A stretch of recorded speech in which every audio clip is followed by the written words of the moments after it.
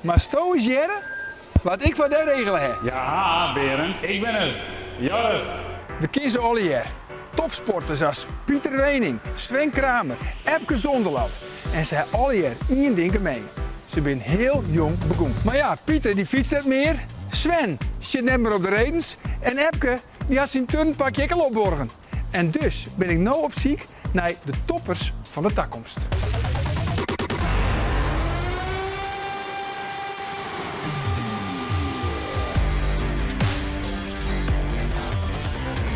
In Friesland kunnen we heel goed raidrijden. En we hebben echt een heel soort wereldkampioenen horen. Rintje Ritsma, Its Postma, Falco Sandstra. Ja, maar dat weet al je vroeger. Toen was het muziek naar de toppers van de toekomst. En waar bestaan dan? Ik ben Berend. Best wel het vaak ontscouten. Nou, valt wel mooi. 1 keer in de week ongeveer. Dus zou ik het herkennen?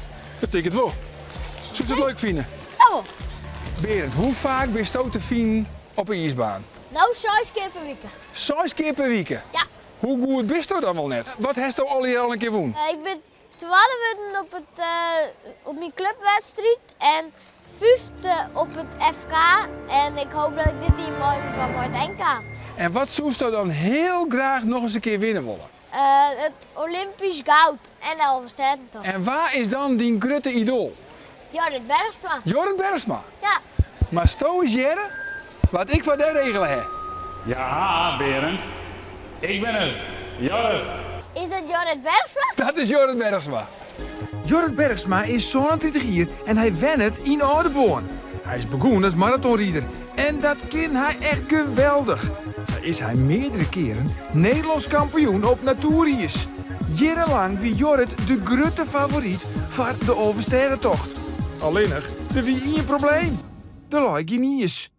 Maar waar het wel altijd een ijs luidt, dat is in de ijshal. En dus laat Jorrit hem daar op het lange baan rijden. En ook daar is hij goed in. Maar als absolute hechtepunt Olympisch goud op de 10 kilometer in Sochi. Hoi. Hoi, Hoi. Ik ben Jorrit. ik ben Berend. Toen is natuurlijk de gouden medaille woen, de Olympische gouden medaille in Sochi. Dat was natuurlijk grandioos, Oppermachtig. formidabel. Maar nou wil Berend echt heel graag Olympisch goud winnen. Hast je misschien nog een tip voor Berend? Een tip die vind ik in hier weet. Ja, goed blijven trainen en goed op de techniek letten. Dus het is samen met rieden. Het is net zo, hoe meer kracht je erin zet, hoe harder je gaat. Bij het rieden is het heel belangrijk dat je technisch goed rieden. Dus daar moet je elke training weer aan denken. Van goed die techniek pakken en goed vallen, die valbeweging. Dus elke training het kapje erbij en gewoon de beste training draaien. Dat komt ik wel gauw eens voor, dat je te hard trainen en weer nog harder trainen en net goed op jezelf passen. Ja, dan kun je op een gegeven moment oertraind worden. Ja, ik ben nou al, hoe lang? Ik ben al 30 jaar aan het rieden, maar het is nog steeds niet oud. Lekker fruitjocht, dan ben je toch nog wel even bezig. Ja. En maar toch was ik graag die gouden klappen leren, toch? Ja.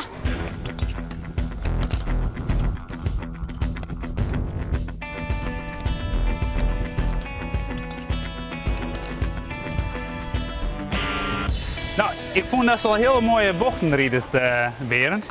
Maar op het rugtereind is bij de reetrieden is de valbeweging is heel wichtig, zeg maar.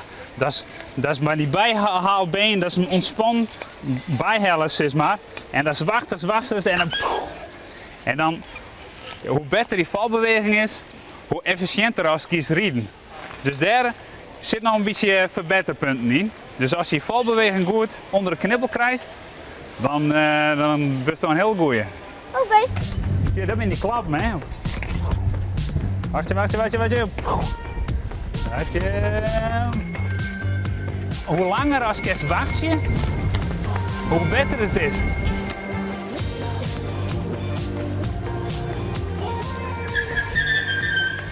Jorrit, hebben we hier te krijgen met een topper van de toekomst. Ja, ik ken hem missen. Dat is een topper, ja? Nou, dat is toch mooi om te jaren. Ja, maar Arjen, ik zou het voor lauwe scout willen wezen. Scout. Ja, En wat moet ik dan? assistent. Vandaag. Ja. Hey Arjen, als ik dan scout ben, hè, krijg ik dan zo'n mooi traininggekje? Ja, dat regel ik.